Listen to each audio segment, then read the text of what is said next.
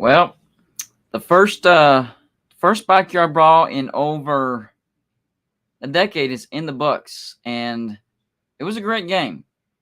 We came out on the losing end. That sucks, and even more so, how we lost the game. If any of y'all watched the game, whether you're a West Virginia fan, Pitt fan, or a neutral fan, you could tell the way we lost was crappy. It sucked. As far as moving the ball in defenses, West Virginia was the better team. We were moving the ball much better than Pitt was. Our defense was performing much better than Pitt's. I think we got 5 sacks on Keaton Slovis. I don't think they got any sacks, but maybe they did get one, and I think they did get one, but we got 5 sacks. We averaged 6 yards per rush. McCormick, no, not McCormick. The backup for Mathis, I can't think of his name. Chat, help me out. Sorry, still scatterbrained. Dude, diamond in the rough. He might be the Steve Slayton. Remember Steve Slayton? He wasn't supposed to be our starting running back, and our starter went down, and he became the starter, and the rest is history. I'm telling you, this guy has Steve Slayton written all over him. Diamond in the rough. Hopefully we run the ball more. Our offensive line did good for running, but not good for pass protection, especially the right side. Fortunately, JT Daniels has a sixth sense. His pocket awareness is perfect. He's not a scrambler, and he's not a dual threat quarterback, but his pocket awareness is absolutely ridiculous. And seeing it live, I mean, there was so many times that there was so many times, and I agree with this super chat, by the way. There were so many times where I'm like, oh man, he's about to get sacked. Oh, he stepped in the perfect spot to not get sacked. His pocket awareness is the best I've seen, to be honest with you. He's going to be an NFL quarterback, no doubt about it. NFL quarterback. If you had any doubts before the West Virginia game, that should have erased you.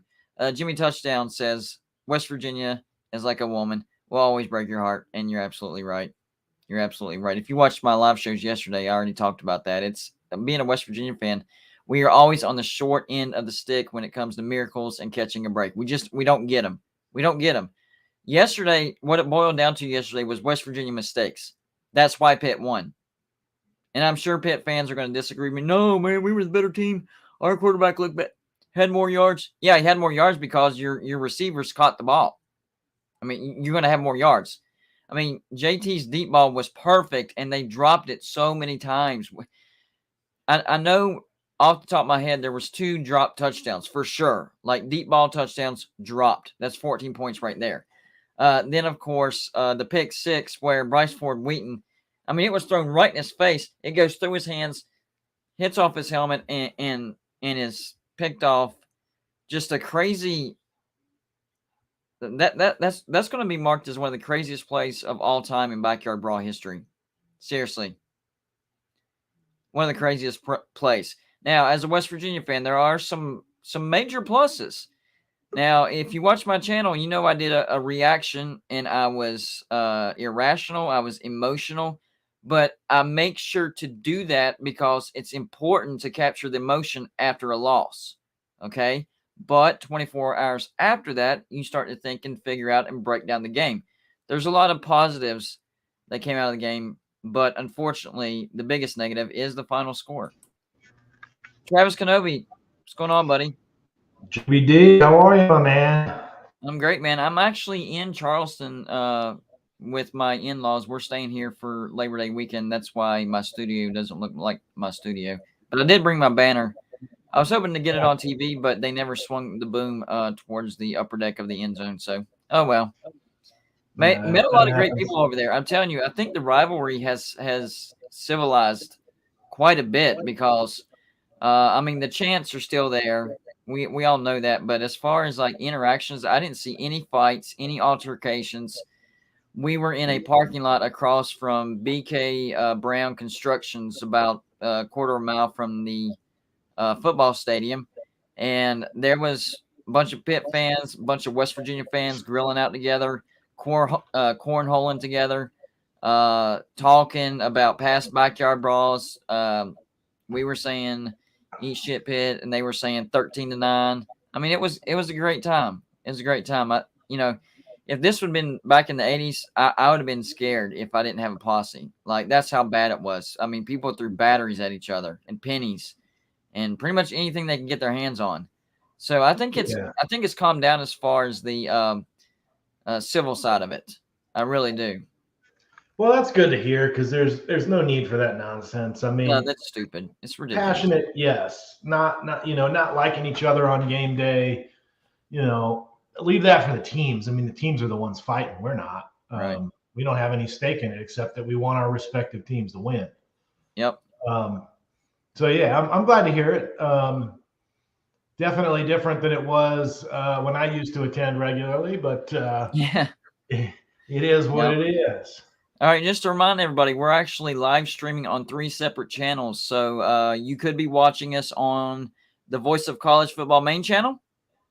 You could be watching us from the West Virginia channel of the Voice of College Football, or you could be watching us from Gold and Blue Dude. So if you're watching one and not subscribed to the other two, might want to get that done. That way you're covered all the way around. So if you're watching from Gold and Blue Dude, you might want to subscribe to the Voice of College Football and the West Virginia channel, Voice of College Football. If you're watching from the West Virginia Voice of College Football, you might want to subscribe to the Voice of College Football and Gold and Blue Dude. And finally, if you are watching from the Voice of College Football, you might want to subscribe to the West Virginia Voice of College Football and Gold and Blue Dude. And by the way, for Gold and Blue Dude subscribers, Patreon score prediction has started. I have picked the first game. It is number 5, Notre Dame, at number 2, Ohio State. Guaranteed winner of $20 every single week. And you can join Gold and Blue Dude Patreon for as little as $2 a month. So whatever you join as, that's how many guesses. So if you join at $2, you get 2 guesses per week. You win one time, you're $18 in the green, and everything else is gravy for the month. So where were you when you caught the Backyard Brawl this year? I was at home here in Atlanta. Nothing wrong with Kids that. have got several things going on this weekend, so wasn't able to make the trip, unfortunately. I'll also miss some of my best friends in the world who are Pitt fans and West Virginia fans, and a couple of Ohio State fans in the group. We have our annual fantasy football draft on Sunday night, and Right. I've only attended it remotely once, and this is the first time I'm going to miss in a while. So I'm disappointed in that. One thing that people don't realize about this, and I knew it, but I didn't fully grasp it whenever I talked to everybody at the game. This is called the Backyard Brawl, not just because of how close these two schools are. It goes beyond that. So when you get up into northern West Virginia and the Pittsburgh area of Pennsylvania, you have everybody growing up together, but one loving West Virginia and one loving Pitt. So you have people that grow up in the city of Pittsburgh that are West Virginia fans. You also have people that grow up in northern West Virginia that are Pitt fans. That's why they call it the Backyard Brawl, because you literally have friends that are pulling for the other team, even though you lived next door to each other. And to you, it doesn't make sense that the other person is rooting for that team. And to them, it doesn't make sense that you're rooting for the team that you're rooting for. That's the real reason why this is called the Backyard Brawl, because of how close people are. Like, and that's where all the hatred came from, because let's face it, who do we argue with the most? People that we're close to. So just imagine the people that you're close to choosing a team that you don't like. That makes it even worse. So there's a certain familiarity about it that makes it more intense than a lot of other bowls. There's no dividing line that separates. I think a lot of people think it's the Backyard Brawl because, they're only 79 miles away and there's a line. North is Pitt fans, south is West. That is not how it is at all. There is no dividing line. It is mixed up, and they got to put up with each other every single day of the year. Well, and I actually grew up from 4th grade on in Weirton, West Virginia, which is in that panhandle. The middle finger of the state. And my high school was pretty basically you cross a bridge to go to Steubenville, Ohio, or you go east, basically in a straight line and take 376, Yep. and you go to Pittsburgh. That's exactly right. And as a result, my high school graduating class, I mean, about 20% of them were Pitt fans, and about 10 to 15% of them were Ohio State fans, and the rest of us were West Virginia fans. And that's in the state of West Virginia, where You know we were what's funny, born and Travis? raised. You know what's funny? I see a comment. I'm going to get these super chats here in a second. Greg Adams says Pittsburgh people are very arrogant and self-important, and that's very true. And that's why West Virginia fans hate them as much as they do, because Pitt fans look down, like we're inferior. Here's a fun fact, though. Pitt fans, and I talked to a lot of them, they said, we hate Penn State fans more than West Virginia fans. I'm like, I didn't know that. Why? Because they look down on us.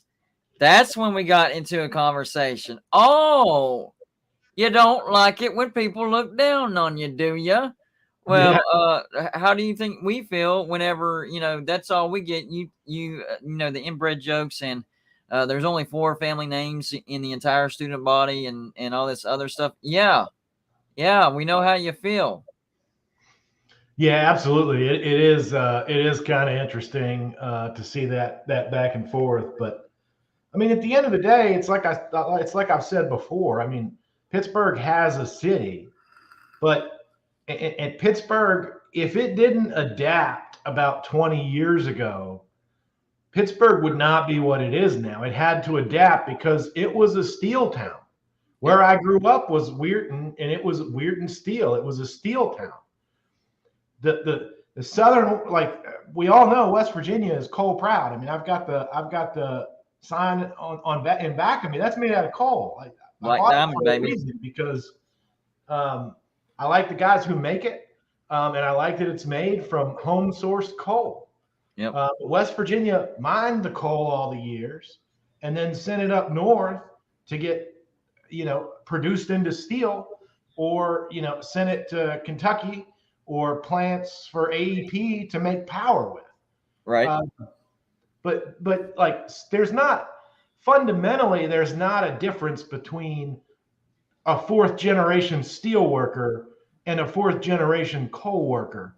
They are both as blue collar as you can get. And Pittsburgh is a city, but at root, it's a blue collar city. They do talk down on us. Some of them do. Some of them are, beyond that now, finally. But apparently, your experience would say that might be the case. But it used to not be that way at all. But they both have blue collar backgrounds. We're country roads proud, and they're Steel City proud. Yep. We're both very proud people, though, and you start butting heads when that happens. And that's okay. Exactly. What do you think about this super chat? Vanity Rose, thank you for the $5 donation. Playoff expansion could be the gun at Notre Dame head because top 4 conference winners get the bye, and Notre Dame would not be able to get the bye because they're not a member of the conference. He says, if they go full-time ACC, West Virginia could tag along. I've been talking about that for over a year. That is definitely a big-time possibility, but it's also a big-time possibility that they could join the Big Ten. I do think that this will at least try to force Notre Dame into a conference. I'm just not sure what conference that would be. The Yates 27, thank you for the $1.99 donation. If you can't get a foot with CJ, pack it up and go home. Yeah, everybody's talking about that 4th down in inches. We're going to come back to that. Let me get to these other super chats. Jimmy Touchdown, thank you for the $5 donation. In over 30 years, I've never met a Pitt fan in the wild. That's funny. I think Pitt and the ACC fill Heinz Stadium with paid background actors last night. Oh, here's a big one right here. Jeffrey Foster, thank you for the $50 donation. Wow. CJ Donaldson, that's the name I wasn't getting, is an animal. I am very happy about the run game. I do feel much better after the game, even though we lost. Agreed. Thank you for doing what you guys do on this channel. I hope we can meet up at the Baylor game. We'd love to meet you. I still plan, last night, of course, after a loss, you'd think irrational thoughts. I'm like, man, I ain't coming to another game. No, 24 hours later, I'm good. I'm definitely going to try to make it to the Baylor game and to the Oklahoma game as well. But the fourth down, let's talk about the fourth down call. So a lot of people disagree with Neil Brown and the call on fourth, including myself, because of the yardage. Because here's the thing. We were running the ball down Pitt's throat at will, up the gut. We didn't have to get fancy and do in arounds and sweeps. Up the gut. We were pounding the ball. We had a goal line touchdown with JT. We were about a yard and a half out. I am 95% sure that we would have gotten that. And a lot of people say, well, maybe JT, wasn't comfortable with that. He looked a little shaken up for the goal line thing. All right, well, put Garrett Green in there. I'm sure he would be more than glad to be the hero on that play. I understand Neil Brown's thinking. He explained it. If you don't make it, and you do have to think about that aspect, there's a chance you don't make it, then you're setting up Pitt for a great field position, right? But at that time, we were in the lead. So, yes, you don't want to give up field position, but, you're still in the lead, and it's only inches, and there's 6 minutes left. You have a chance to almost put the game away at that point. I mean, you get that first down. I'm not saying it would put the game away, but, man, you get to chew up more clock. You move the chains, possibly set up for a field goal. I mean, even that would have helped. A field goal at that point would have been put the pressure on Pitt right then and there. What's your thoughts about the fourth down call? I have a lot of them, but I want to couch them first with saying that, like you said earlier, and like one of the super chatters said, I do take away a lot of positives from the game. Right. But I think that fourth, and I am officially dubbing that the fourth and Donaldson could breathe and go that far call. Yeah. Because it was fourth and a foot. It wasn't even fourth and a yard. It was right. Fourth and a foot. They called it fourth and inches, which is same thing. Yeah. The way he was running inches, that's in one breath. Yeah, exactly. So you've got several things going on. The last two drives, West Virginia's defense held Pitt to 7 yards total in 2 drives. Yep.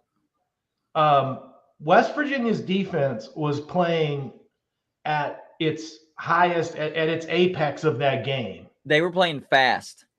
Yes, and they were, but not just fast. They were playing physical. I mean, yes, Pitt has, if not the best offensive line that we will face this year, it's top 2 or 3 at worst. Yes, and in those two drives that I'm talking about, where they held them to 7 yards, there were 2 sacks and a tackle for loss. Yep. It's almost like, if we win the game, I write a little bit of a different narrative and say, Keaton Slovis saying F West Virginia, he's a big boy talking all tough whenever he thinks that he's got the protection of his friends and his offensive line. And 3 of the 5 sacks we had last night came from West Virginia boys. Yep. Came from Sean Martin, who looks different, man. He's a beast. Yep. And Dante Stills. So 2 West Virginia boys say, you know what? F West Virginia, we're coming at you. And they ate him alive for a good portion of that game.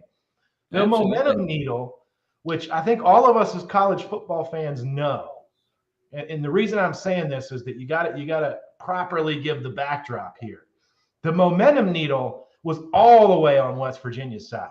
Oh my gosh. All the way. Tony Mathis started with a 7-yard run on that drive. Then C.J. Donaldson has a 2-yard run on that drive. And it's actually like 2 2/3 of a yard run on that drive, because we literally have a foot to go, which is a third of a yard. And we lined up. We were going tempo. We lined up ready to snap the ball. Pitt was out of formation. They weren't ready. If we just snap the ball and hand it off to Donaldson, he might not just run for the yard that he needs. he might run for 40. Well, Because we did remember it was 3rd down and we lined up and snapped it quick and we got like a big chunk play on 3rd down. So that yeah, literally proves your point. If we would have snapped it right there, we did it once before and we chunked like it was like a 20 or 30-yard play. It was on 3rd down. I remember seeing that because I was surprised. I was not expecting this. I mean, they saw something on the defense. If you do that again, I, I think we're nitpicking it too much. I don't even think if you don't need to even do that. The way we were running the ball, it didn't matter if we waited a half a second or 20 seconds later. If we snap the ball before the play clock runs out, we're getting the 1st down. I right. fully believe that. No, and that's right. We are nitpicking it, but I kind of want to give the backdrop for, I know that we have people that watch this channel that do not follow either West Virginia or Pitt. So I'm giving them the backdrop really in case they didn't see the game. But That's Pitt's fair. defense at that time, they looked completely gassed. Yep. I mean, completely gassed. And some of that was because they were dialing it up. You know, in the 3rd quarter, they were on Daniels' butt the entire quarter. I mean, that they expended a lot of energy and they looked gassed. If we get a 1st down in that situation, you've got a gassed Pitt defense that now their will is broken because these guys just pounded it down our throat, and we're one of the best rushing defenses in the country. They just pounded it down our throat. What can we do now? Let me ask you this. When are coaches going to learn to stop playing to not lose? When are coaches going to learn that? I understand this call early in the 1st quarter. If this comes up and we haven't established the run, we don't know how good we are, it's tied, or maybe we have a slight lead or a slight deficit. I understand. But when you get in these late minutes and you've already established that you can run down their throat, it's time to play to win. Well, what did JT Daniels say about it after the game? He said, when CJ Donaldson was interviewed, he said that JT Daniels had checked him a couple of times. And so the press asked him, what were you seeing? And JT Daniels said it simply. It looked like nobody from Pitt wanted to tackle him. Yep. So as long as they don't want to tackle him, I'm going to give him the ball. I was surprised that first 30-yard dash that he had. Yep. I knew that CJ Donaldson. I knew that he was an athlete, and I knew that he was a big kid who had multiple skill sets because he was recruited as a tight end and played tight end, fullback, halfback, and slot in high school. I knew that. I didn't realize how fast he was. Oh, yeah. I mean, it'd be hard. A kid coming at you that fast, that's a solid 240.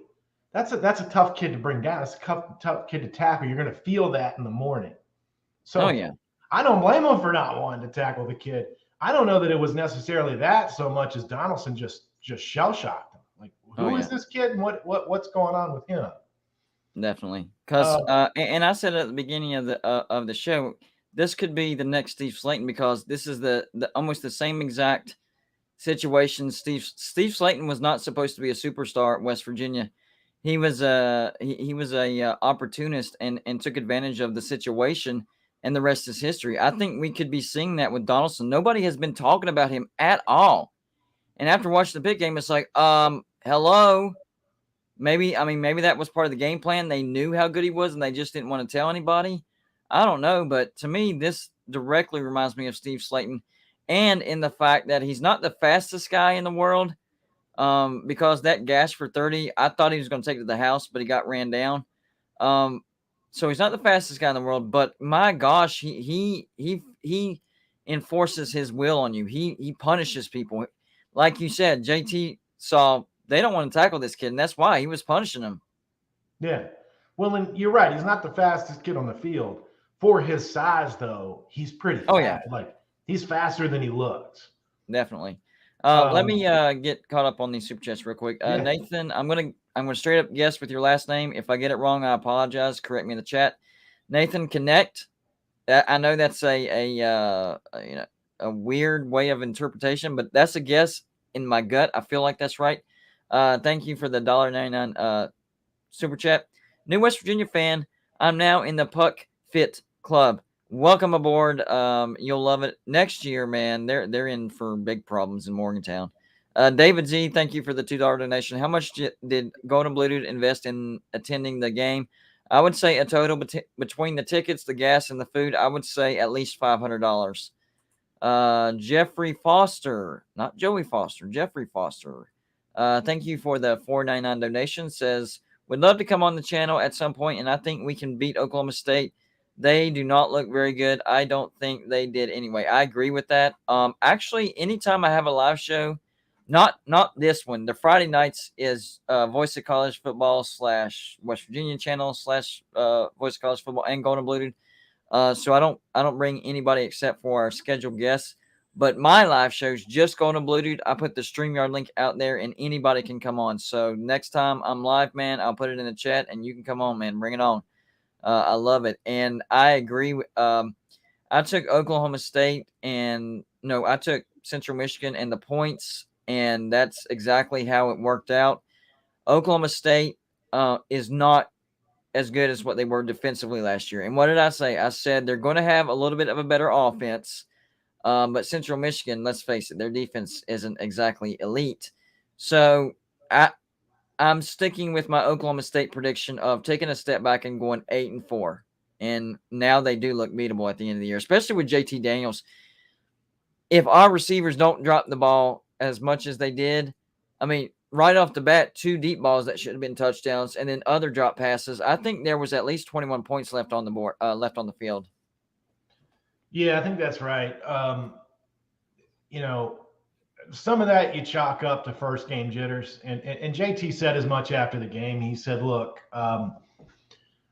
we made some mistakes. Those mistakes came down to execution. Execution you can fix.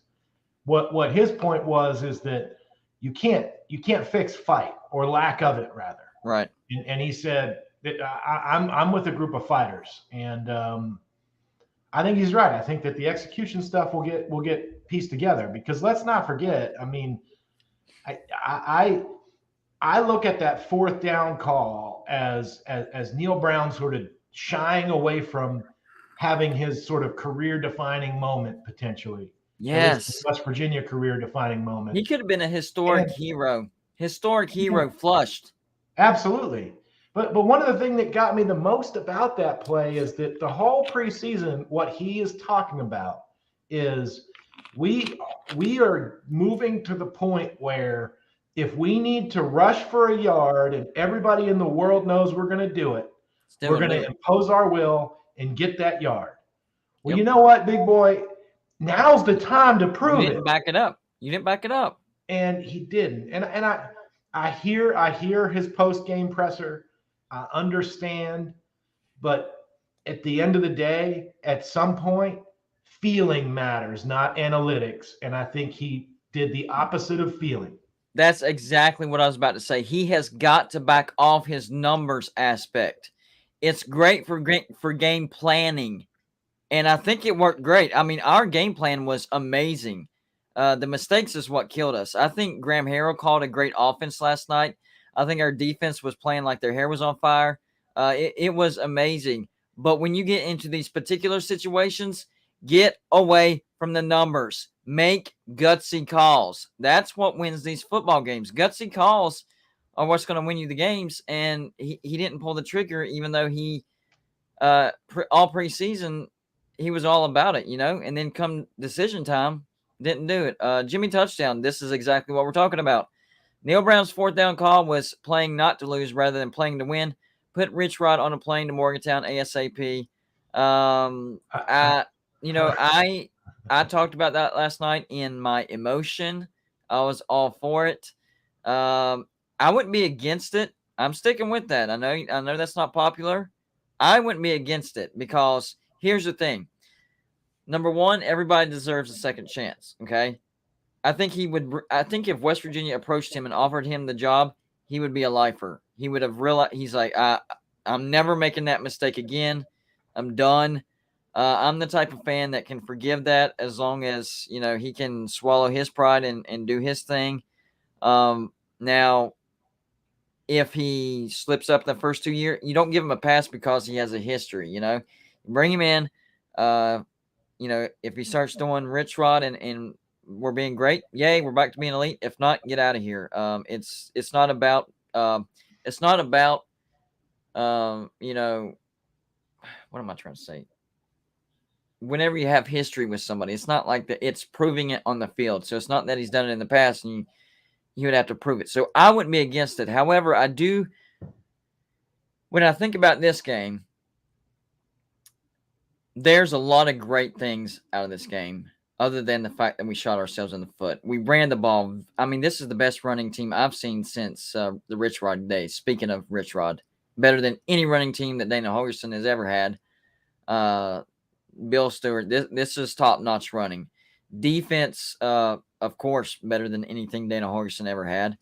Not quite as good as the 3-3-5 that we used to run under Rich Rod. Not quite to that level yet, but looks pretty stinking good. And JT Daniels is exactly what we needed.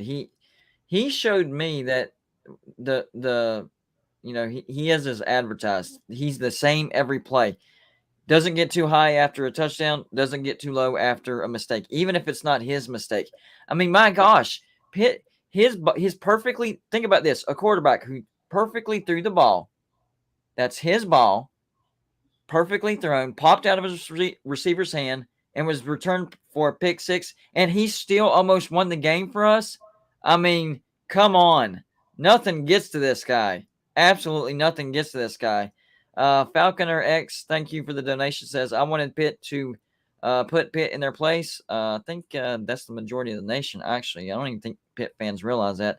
Andre King, thank you for the $5 donation. Jeffrey Foster, I think it can only get better from here. Good starting point for the year. I like the first half, not the second half. The starting point, losing to Pitt's never a good starting point, but I understand what you're saying.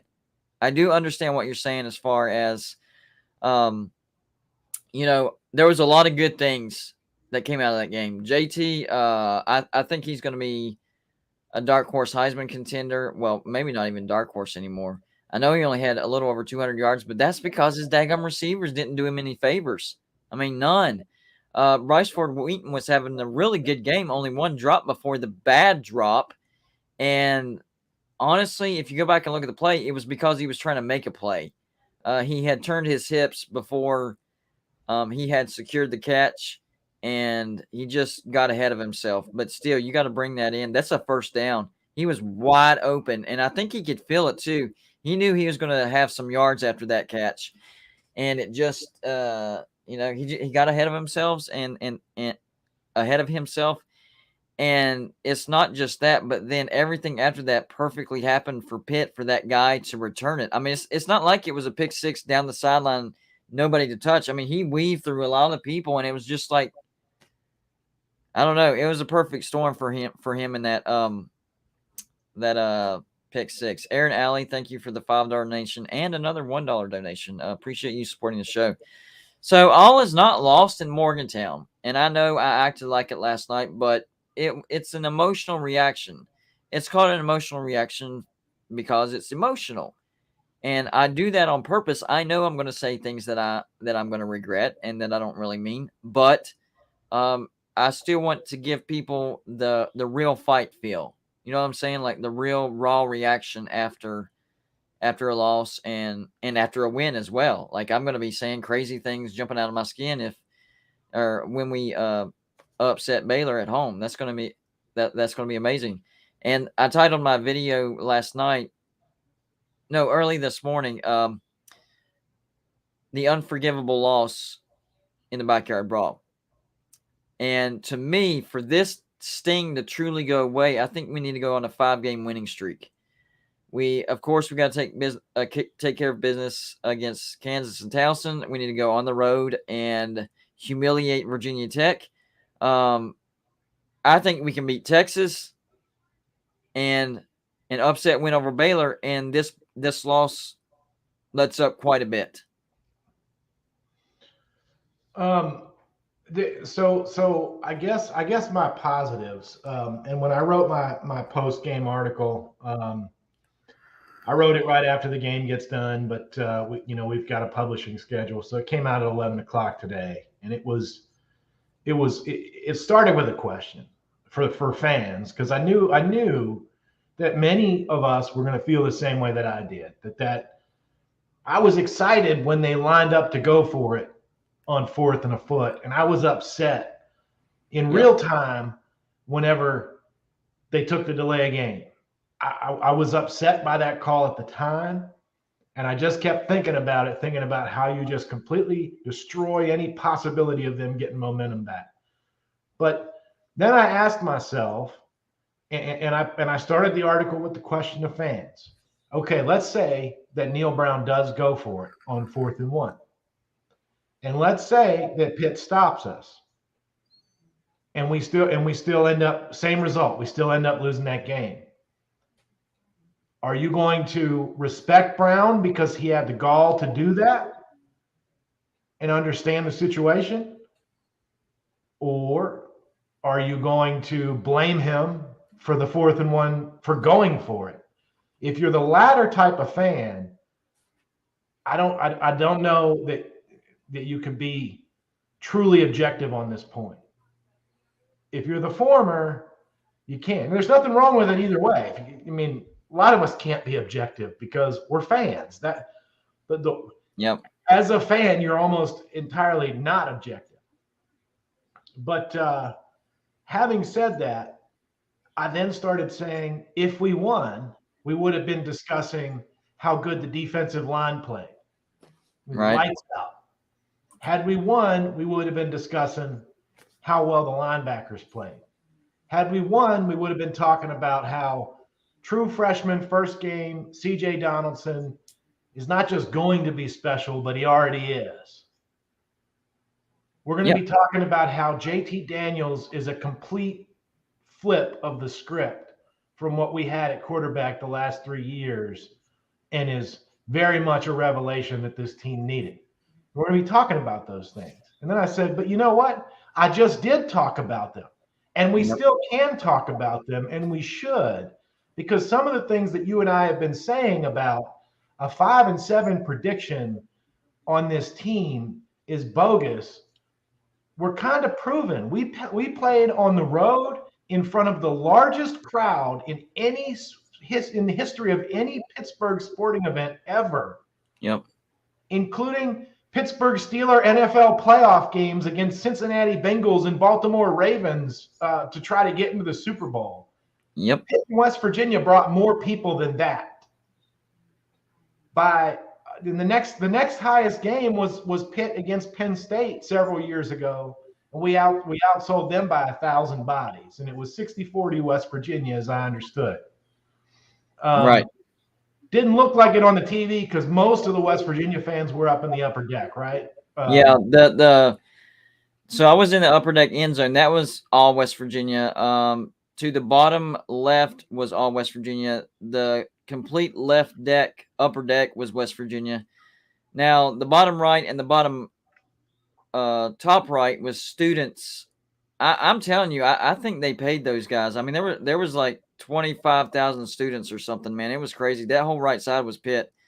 But we had the left upper deck and the end zone upper deck, and then the bottom was mostly West Virginia, but some Pitt mixed in. I would say it was more 50-50, to be honest with you. But regardless, we're playing on the road against the number 17 ranked team, and it's down to the wire. It's literally down to the wire. Even with all the mistakes, because both teams, that's the other thing. Like we made some mistakes, some drop balls, some false starts, some procedural penalties. Pitt did too. Yeah. Pitt dropped several balls. Pitt made several procedural penalties in a sixth-year offensive line. Some of that stuff really is just first game jitters. But we went out in a super hostile environment. 70,000 people there in a bowl of sort of a bowl of a stadium that's built for the NFL that projects all that sound down in. Yep. And we took it down to the wire. And I'm no excuses. We lost the game. I'm not blaming refs like some other people are. I'm not doing any of that. The game, we lost it. But yep. the how you lose it, and the fact that they fought until the very last second in a hostile environment tells me a lot about this team. And when they go into Lane 3 weeks from now, similar situation, Thursday night game, ACC road. Hey, quick score update. Old Dominion's up on Virginia Tech 10-7 at halftime. I was going to say not against a ranked team and not against a very good team, because when I checked just before we started, Grant Wells had already thrown 2 interceptions. Yeah, he's not – you know what? Last year something happened. I don't know what it was, because the first 2 games he was great and he lost it. The dude has lost it. And I'm not happy, because I don't wish bad even on our rivals like that. He's I don't know what happened to him, but he is not the same quarterback as those first couple games at Marshall and the season before, for that matter. Yeah. I mean, sometimes you like a loss like that seasons a team, and having a loss like that, I'd rather have a loss like that at the beginning of the season than the end. That's true. That is true. Now, I'm not saying not the Pitt. Not the Pitt. I don't think we're going to go undefeated the rest of the season. I don't think that, never did, and still don't. No. But I also have not. That game has not caused me to change my prediction that we finish somewhere between 7 and 9 wins, with 8 being more likely than 7 or 9. In fact, to me, it kind of reinforces my thought. If you would have told me before the game that we outgained Pitt in total yards, that we ran for almost 200 yards against Pitt, that we blocked a punt, that we dominated on the field position game, that we would have 5 sacks, which is pretty much double what Pitt had, and we scored 31 points and we would still lose the game, I would have told you either you're crazy or that's about the most West Virginia thing ever. Yep. Depending on what mood I was in at that moment. I would have believed it, to be honest with you, because I've seen it before in the past. I mean, that's the luck we have. Let me ask you a quick question. Have I ever said in these words that I thought me, Golden Blue Dude, not anybody else, okay? Have I ever – I think Neil Brown is a great coach. Have I ever said that? I don't remember those words. I remember. See, here's the thing. People are twisting what I've been saying. Here's what I've been saying. I think Neil Brown's a better coach than Dana Holgorsen, and I've given my reasons. I think Dana Holgorsen should have been fired at least by year 5, year 6. If Neil Brown keeps putting up the records he's been putting, including this year, 6-6, we need to fire him. And I know we have a $20 million buyout. That sucks. So maybe that stops it. But in my opinion, as far as wins and losses success, I'm judging these coaches on the same plane. Okay? I'm not saying that I think Neil Brown is a great coach and he's the answer for West Virginia. I'm saying, well, you gave Dana Holgorsen this much time. Why are you so down? I'm asking people, actually. You gave Dana Holgorsen this much time. Why are you down on Neil Brown at this point? Because in year 3, Dana Holgorsen went 4-8 and got smashed by Kansas. In year 3, Neil Brown went 6-6. So my thing has been, why do people wish that Dana Holgorsen hadn't left? Because the thing that Neil Brown inherited was absolute garbage. How many scholarship players did we have when he arrived? Like 20? Because Dana Holgorsen used the transfer portal all the time. His best years, 2016, we went 10-3. We had 1 win against a ranked team, but got beat by all the other teams that we played, and that was our best year. 2018, Will Greer, David Steele, Jennings, great offense, but because of our bad defense, we ended up 8-4. And then, of course, 2011, his first year, So not his players. 10-3. But we had Geno Smith, NFL. Tavon Austin, NFL. Stedman Bailey, NFL. We had Bruce Irvin, NFL. And a lot of other players as well. And he went 10-3. We should have been in the national championship conversation, but we ended up losing to Syracuse and Louisville that we had no business losing to. My point with Neil Brown is I just think he's better than Dana Holgorsen. That doesn't mean that I want him forever, because I wanted to cut Dana Holgorsen after year 5. If he's following the same trend as Dana Holgorsen, we need to cut him sooner rather than later. We let Dana Holgorsen stick around way too long. All you have to do is look at West Virginia pre-Dana Holgorsen and West Virginia since Dana Holgorsen. He has set our college football program back a decade. And I understand great offense. And that's why I always say, great offensive coordinator, absolutely. 100%. One of the best in the entire nation. Head coach, no. Yeah. I don't think I see any reason to disagree with any of that. If we're staring at a 5-7 season this year, if that's what the end result is. Look. This is what I'm talking about. Sandra Green, and I'm not picking on you, I promise, but this reinforces what I'm saying. Unrealistic expectations. Anything better than 6-6 is great for West Virginia. This is what I'm talking about. This is what people expect from West Virginia now because of Dana Holgorsen. Before Dana Holgorsen, people were talking high about West Virginia. 2007, man, this could be the team. Anything under Rich Rod, people were scared to play West Virginia. But since Dana Holgorsen, this is what we have to put up with.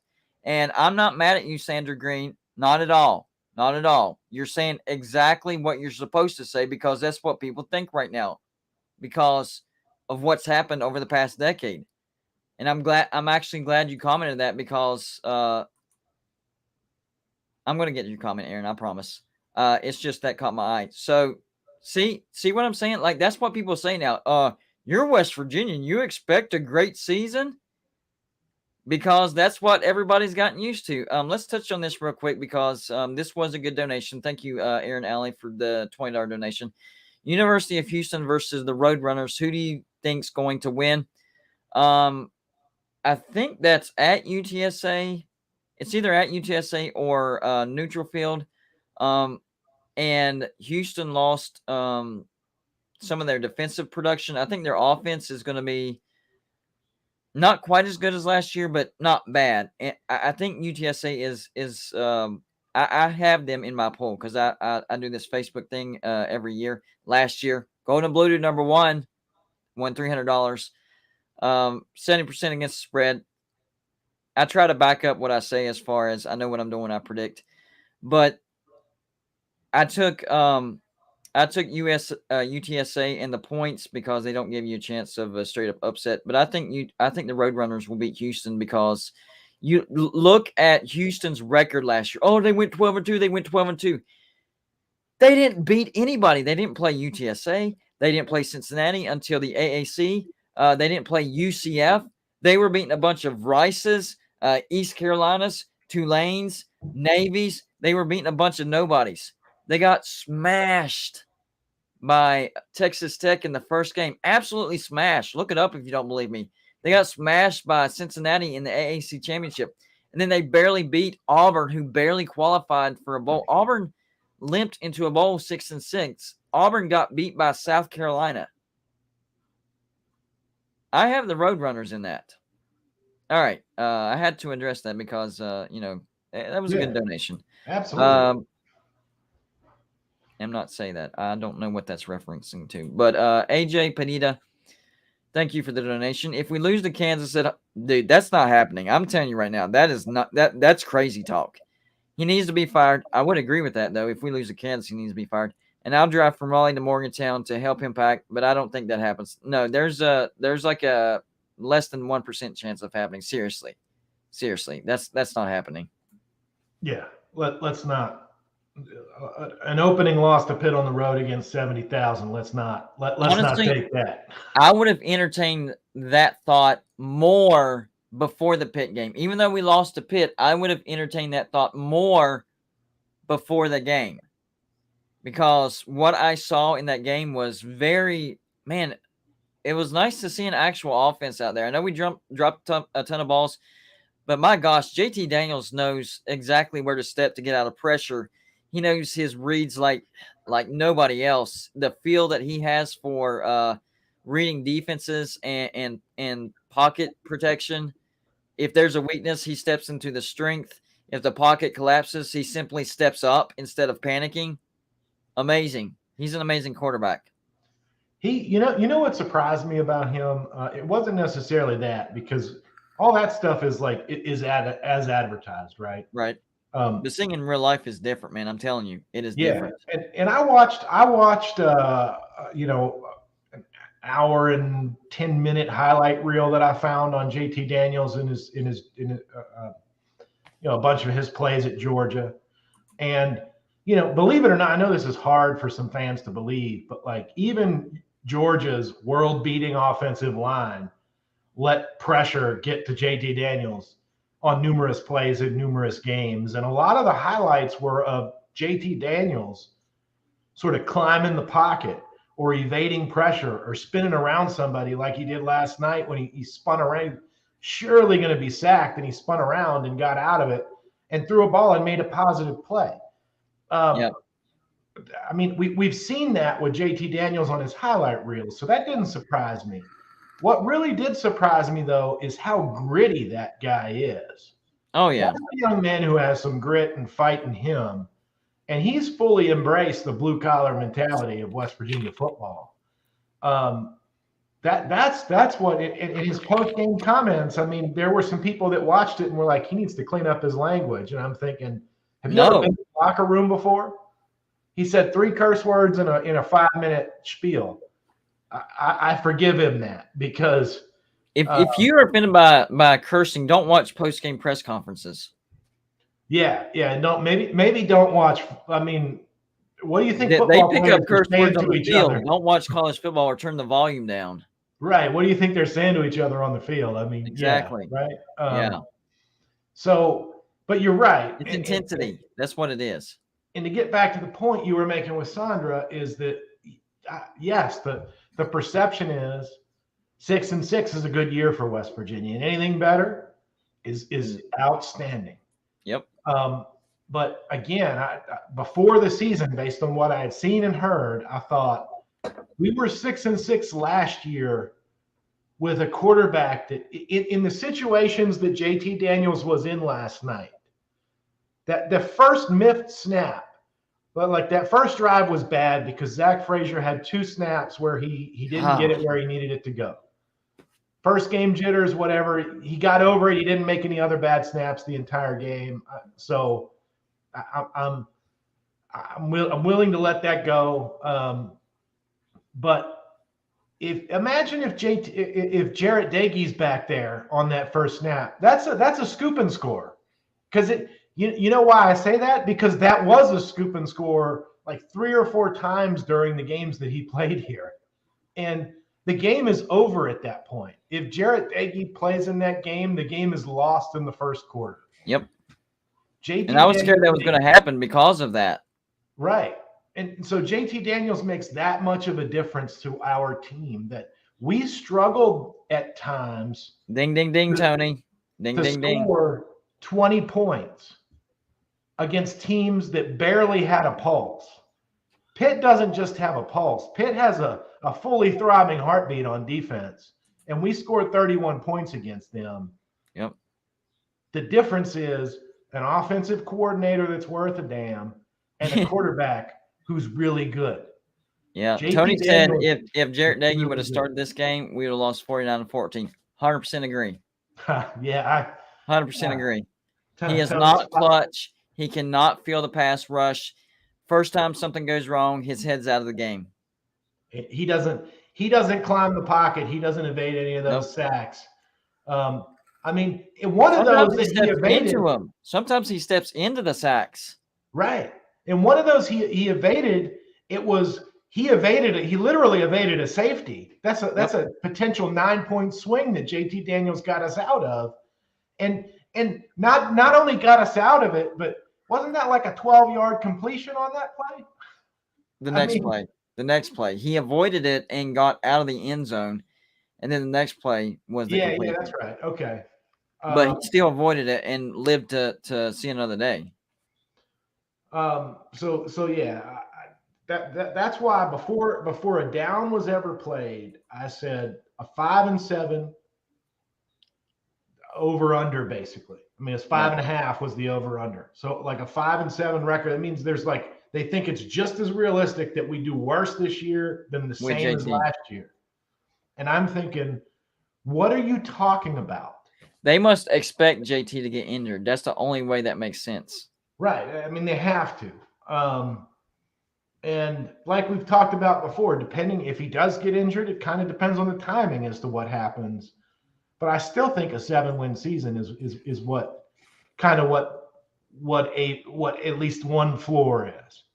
Okay, think about this. Hold on, before I forget my thought. Think about this. All right, so week 1, right? You're coming off a 6-7 season, terrible season. Okay, you're on the road.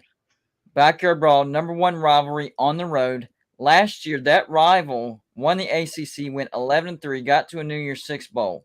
Okay, if you tell me without watching the game, West Virginia goes in there and gives them everything they can handle. They're number 17 in the nation.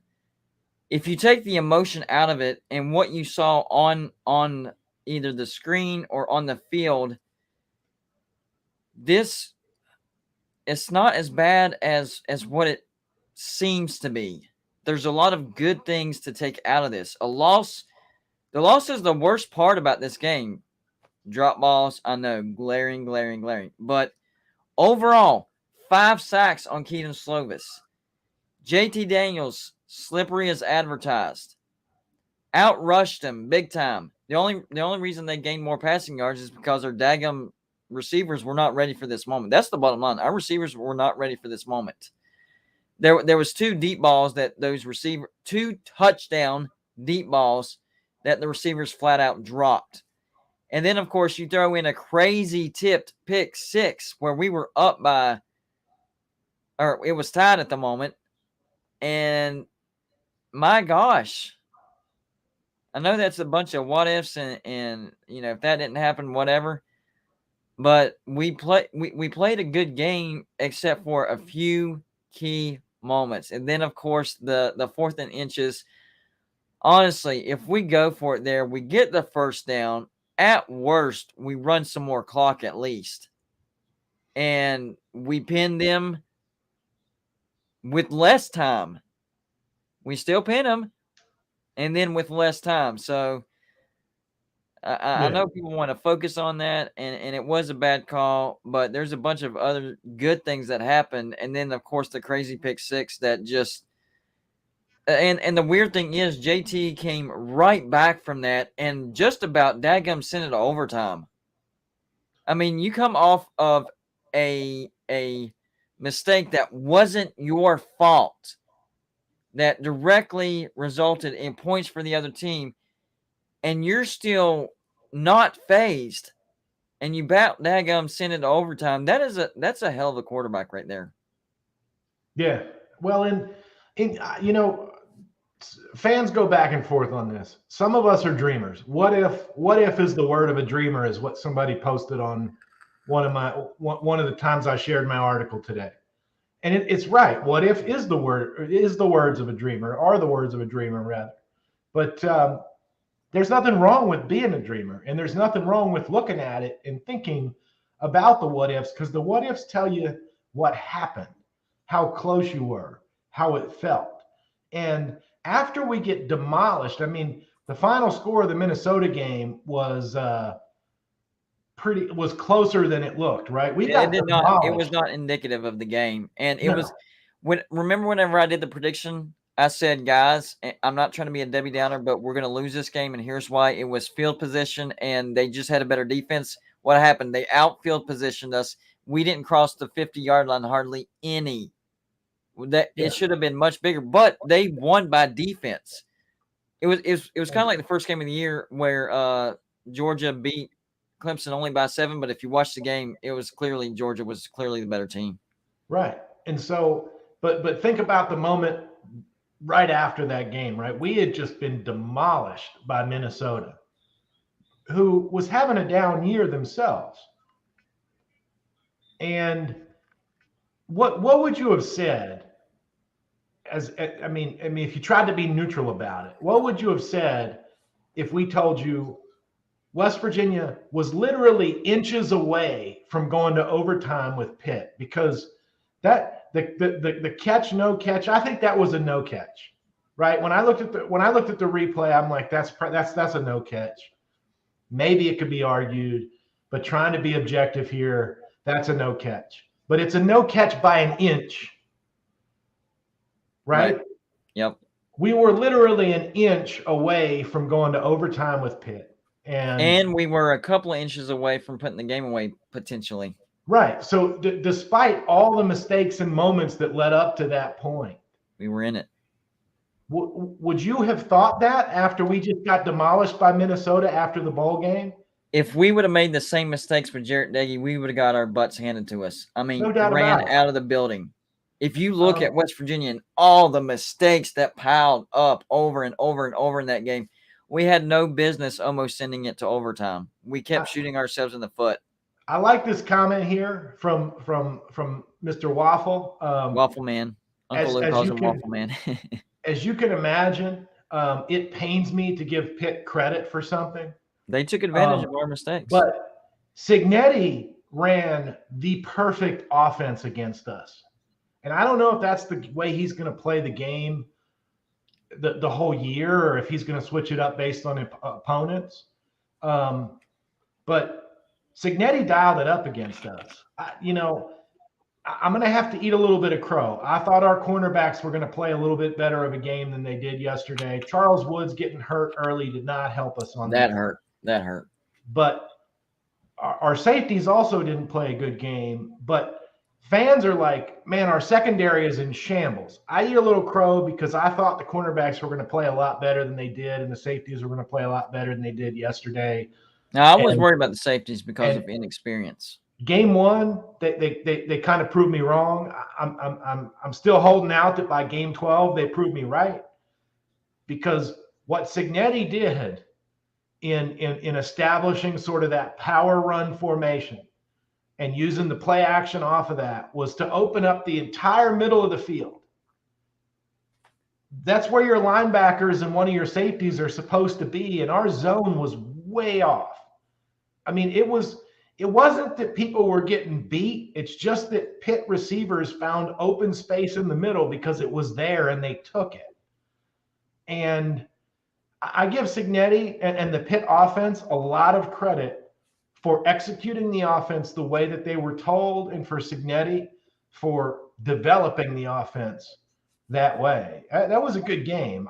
I didn't enjoy the final score, but I enjoyed the game, and it is definitely a game that's worthy of the Backyard Brawl rivalry. You know what? The entire day was awesome, except the only thing that wasn't awesome about the day was the final score. That was it. The game was amazing. The pregame, the tailgating. I know my channel Golden Blue Dude is growing, but I was blown away at how many people came up to me and knew who I was without my sign. I wasn't going around, telling everybody who I was. I mean, I did promote, but people would come up to me and they wanted pictures and they wanted to talk about, the show, and West Virginia and Pitt fans wanted to do the same. It really, college football brings people together in ways that nothing else can. It's a hell of a drug. It is. And the highs are great and the lows suck. Yeah, and we'll be feeling it for a little while, but you know what cures a loss to a rival is winning several games in a row. And yeah, I don't. Well, what's good is what's going to help going on the road and being Virginia Tech, who's in my opinion, now Lower West Virginia will disagree. In my opinion, our second best rival. Lower West Virginians will say first. That's going to help a lot. That's going to, and I'm confident because I predicted Virginia Tech to be terrible this year just because, and no offense to Virginia Tech fans, guys. Y'all, I mean, you're a rival, but I try to be objective. But what y'all lost and just the rebuild, it's like West Virginia 2019. Virginia Tech is West Virginia 2019. So don't have high expectations. I truly expect West Virginia to beat Virginia Tech. It might be close because of the road environment, but West Virginia will clearly be the better team. I fully expect to get a win out of that. And it being 3 weeks removed from the Backyard Brawl and it being a result of being able to keep the Black Diamond Trophy, that will help. It will help. It won't take it away, but it'll help. It'll help. This Aaron guy, man, I am not the beneficiary of any of these donations, but man, he's tearing it up tonight. Give this guy some credit. Another $25 pop, man. This is awesome. I'm glad that West Virginia has JT Daniels because a quarterback of that caliber needs to play football. That, well said. Well said. And I'm glad he's at West Virginia. And that's one thing that West Virginia's been able to do. I mean, we've been able to get high caliber quarterbacks. I mean, you know, even early days of Dana Holgorsen, we had Geno Smith. It's just we need to reward those quarterbacks for their play. You know, Geno Smith, his first year under Dana, they went 7-5 after jumping all the way up to number 5 after beating Texas on the road. We lose 5 straight and finish 7-5. And then, of course, Will Grier, 2018. We were better than an 8-4 football team, but we had no defense, so we ended up 8-4. I don't think it's going to be like that. The first game, honestly, the one great thing about this is how could we have played worse? That has to be West Virginia's worst game of the year. Yeah, I think so. As far as mistakes go. Yeah, I mean, you eradicate some of those silly mistakes over the course, working it out. You know, they've not played any live snap against anybody but themselves. You know, I know that you weren't, you know, you were at the game, so you weren't watching ESPN, but the telecasters on ESPN kept saying over and over again, like, just think about it. The great thing about college football is that there's no preseason. You don't get to work out. That's true. You work them out real time in game 1, and you hope that you've got it right by game 12, and you hope that you haven't lost too much along the way. But look, special teams last night, like this is the thing that boggles my mind, and sometimes I just think we're cursed as West Virginia fans because special teams was a net liability all year, except for the first game or two when when we had a couple of kick returns, right? Winston Wright, but then they caught up to him and he tried to do too much, and then they became a net liability. Field position, we lost all the time.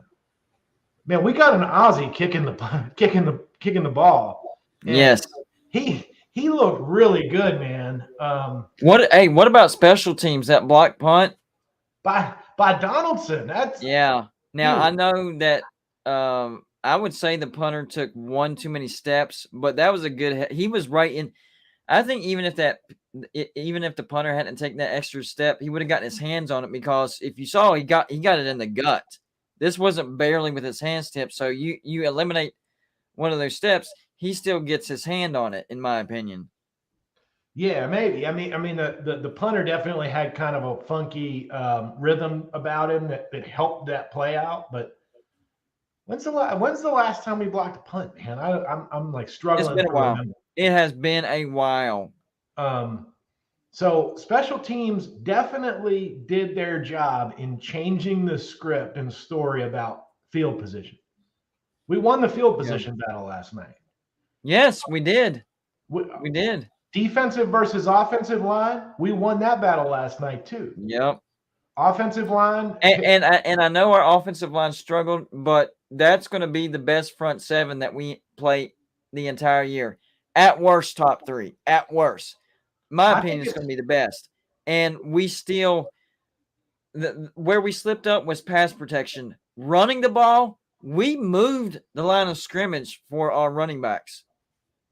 Yeah, absolutely we did. And put some holes in front of them too. And the fact of the matter is, like particularly end of the second quarter through about 3/4 through the way of the third quarter, the offensive line was letting them get home to Daniels repeatedly. That was a bad sequence in the game for the offensive line.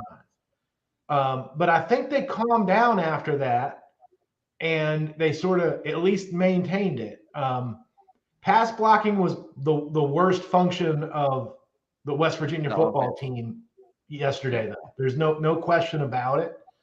But you're right. Drop catches is a close second. Yeah. But some of that I think is first game, because last year the same thing happened where the first game there were 5 or 6 drops and we all started thinking, oh my God, here we go again. Yep. And after that, we averaged less than a drop per game. So I'm hoping we see the same thing this year. Yeah, me too. Me too. FSU 45, great $20 donation. One of the good supporters of Golden Bluted. I'm actually going to be hanging out with him tomorrow. So I'm up here hanging out with the in-laws in Charleston. Well, really cross lanes. And I could, if I wanted to, I could literally walk to his house right now. But I'm going to hang out with him tomorrow around, I'm going to say between 2 and 3 o'clock. We've already worked it out. But he says the only way to be better or be a champion is lose and learn from it. This is what makes a great team. Pitt is going to be great. I don't think they're going to be great, but I think they'll be good. But they may lose to Tennessee. Well, there you go. Go Mountaineers. Yeah, I would agree with most of that. I don't think Pitt is going to be a great team. I think we beat ourselves more than Pitt beating us. You eliminate those stupid mistakes we have, and West Virginia wins comfortably. You go forward on 4th and inches and get it, which we would have. I think you extend the lead, and then Pitt has pressure, and we win the game comfortably. Just a couple of little things that didn't go our way. Well, and I'll sort of end my comments with because we're getting at time here, I guess. But I'll end my comments with just repeating what JT Daniels said last night. Sorry, exactly what you said. JT Daniels said, "We can fix execution. We're gonna fix execution. That's not a problem.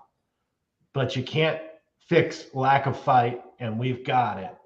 And we got the fight this year. Compared to last year, this is a fighting team. Yeah. And so remember all those things I said the last couple of weeks about how I think that some of our losses were addition by subtraction because we got rid of sort of locker room people that were sort of spreading a little cancer around the team. Quick question before we get out of here. Yeah. How many times was Caden Prather targeted? What, 5, maybe 6, I think. He had a drop too. Yeah. 5 or 6 targets, I think. And I just thought of something as you asked me that question, and I think I've lost it. Oh yeah. The guy I thought we were going to miss the most was Akeem Messidor. Let me ask you a question. Yep. Did you miss him last night? Yep. I didn't miss him last night. On the run. Now, against the pass, absolutely not. We got 5 sacks against Slovis. Now, when I say miss him, I don't mean like, oh my gosh, that was like the most brutal loss ever. I just think we would have been able to stop the run a little bit better with him. That's it. Well, they still only ran. I mean, they actually passed it quite a bit more than I thought they would. Yeah. And let me put it like this: I think we would have had more tackles for a loss in the run game. Is what I mean. That's the only thing that, and I don't mean miss him like, oh man, I miss him so much. I wish he was. I just meant as far as how it relates to the game, production wise. I think I can see that, but actually, I'm surprised by this because there was a period in time where Hammond was was kind of gashing us, right? Yeah. But overall, I just looked. I thought this was going to be higher, but the yards per carry from Pitt last night was only 2. Ours was like almost 6. Yeah, it was 5.8. Yeah. So I mean, if Messidor is there, do they maybe gash us a little bit less? Maybe, but frankly, I think holding a team like Pitt to 2, like with a 6-year super senior offensive line, to 2 yards per carry, I think that tells you how athletic Lance Dixon and Lee Koba are. Yeah. Like I said, Josh Chandler-Semedo had a lot of tackles last year, but all of them were like 6 yards out past the line of scrimmage. We definitely don't miss him. He not only do we not miss him production, we don't miss him. He was a cancer in the locker room from what I was hearing. He was a divider, not a bring together guy. And I think these guys, it's a team that likes each other. You see that on the field. You see that on the sidelines. Even the backup quarterbacks, JT Daniels gets off the field and they're going up to him like, what were you seeing there? Teach me, like download what you saw into my brain, please. Plug it in and download. Yeah. Right. So I think it's a team that likes each other, man. And that makes me optimistic. Absolutely. And one more thing, FSU is agreeing with me, and I'm agreeing with him about Pitt. West Virginia did play well. We were the better team. Agree. And I know Pitt likes to throw it. Well, doesn't the better team not commit or commits the less mistakes? In a sense, yes, that makes sense. But what I mean by is stopping the opponent and rushing and passing the opponent. We honestly, we moved the ball at will last night. We really did. It was just we stopped ourselves so many times. We stopped ourselves. We moved the ball at will. I think the defense only had 2 bad drives, really, and the rest, one touchdown is a pick 6 at the worst time ever. But as far as the game itself, we moved the ball at will, and our defense was better than their defense. Really was. Yeah. So next time we see each other, it'll be the day before Kansas. Enjoy your Labor Day weekend. By at least 3 touchdowns, at least. It better be. In some ways, you just got to come out and say it. It better be. I mean, no disrespect to Kansas, they are a football team. Yeah, we did outgain them by 20 yards because of our passing game. We had over 200 yards rushing, averaging 5.8 yards a carry, and JT only had like 215 yards passing because our receivers dropped the pass. But moving the ball, we moved it very well. It was the mistakes that got us. Yeah. I won't dispute that. You could say the same on the Pitt side too, because they did drop several passes. But how did they run? They ran badly, except for the couple of series where Hammond was gashing us, and then we got that under control. Yep. That was it. Once we figured out what they were doing, we pushed, we adapted. So absolutely. But, listen, you and everybody listening, have a great Labor Day weekend. You as well. And we'll see each other next week. Absolutely. Hey, before you get out of here, tell everybody where they can find you. So I'm Travis Kenobi. I'm on Last Word on College Football. Just type Last Word on College Football into your phone or internet browser, and it'll come up, and my articles are usually going to be somewhere in the top 10 on the site. So you'll see me there. Nice. And you can find me on Twitter. There you go. Absolutely. Travis Kenobi, Last Word of College Football. Appreciate you, buddy. Yeah, man. Take care. You as well. Another great live show, guys, and it's not because of us. It's because of you. Y'all show up and give us a reason to talk, so we greatly appreciate it. I'm going to be hanging out with one of my subscribers tomorrow. That's a great day. We're literally within walking distance right now, so it's pretty cool to think about it when you really sit down and think about it. So that's pretty cool. But appreciate everybody supporting the show, whether it's the Voice of College Football or the Voice of College Football West Virginia channel or Golden Blue Dude, wherever you're watching us from. We appreciate your support. Hit the like button on the way out. And if you're watching from one channel, go to the other 2 channels and subscribe. We're helping each other. Everything helps everybody. So we greatly appreciate that. Everybody that, man, the super chats were amazing this evening, guys. You guys were awesome. Great way to support the channel. Y'all know I do this full time. This is my job. It keeps the show going. And I'm literally at your mercy. You decide whether I keep doing this full time or not. And for some reason, y'all keep allowing me to do this full time. And I just want to say thank you so much. I really appreciate it. I know I get on your nerves sometimes. You get on my nerves sometimes. But hey, we all love college football, and that's what it does to you sometimes. It just makes you annoying. And I know I'm annoying sometimes. So I appreciate y'all y'all putting up with me and just keeping the show going, guys. It's up to you guys. It's up to you guys. So yeah, appreciate you. Y'all have a great Labor Day weekend, guys. All right, let's do some cookouts. Let's have some fun. If you got some fireworks, shoot them. Let it rip. Let's go. I'm not sure if I'll do a live show tomorrow. I am talking with my brother-in-law, and he loves producing them. So I might have a rare weekend live show for you on Golden Bluetooth. Just maybe a rare weekend. Labor Day weekend. What more can you ask for, right? FSU 45, buddy. I will see you tomorrow in person. We're going to hang out and eat some Gino's pizza. Awesome stuff, guys. Awesome, awesome stuff. Y'all have a great weekend, and maybe we'll have a live show tomorrow. And hit the notifications because I never know when I'm going to go live. That's the best way to do it. And if you're not subscribed, guys, this is all we do every day, college football. So, college football fan, might as well, right? You can always unsubscribe if you don't like it. Patreons, first score prediction contest tomorrow. Notre Dame at Ohio State. You still have time to get your picks in. Let's go. You can join Golden Bluetooth Patreon for as low as $2 a month. You win one time and you're in the green. That's it. You're in the green for the month. And at least breaking even for the rest of the year. You win multiple times, you're banking. All right, guys. Somebody slipped in the super chat right before I left. Viva Hernando, appreciate you, buddy. $5 donation. Do you go to all the games for West Virginia? No, because I live in upstate South Carolina. But I go to as many as I can. I try to go to at minimum 2. Sometimes I can go to 3 and 4. I do plan on going to Baylor and Oklahoma. So I'm shooting for 3. I've already gone for the Backyard Brawl. Well worth it, even though we lost. Great atmosphere. Pitt fans have calmed down. We've calmed down. We get along. We do talk trash, but man, it was one big party. That's all I can say about it. It was one big party. All right. Gonna let y'all go.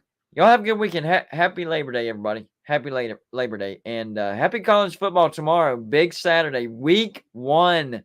The first big slate. I'm excited. Yesterday was just the appetizer, and there's some going on tonight as well. All right, guys. Have a good night. Have a great Labor Day weekend, guys.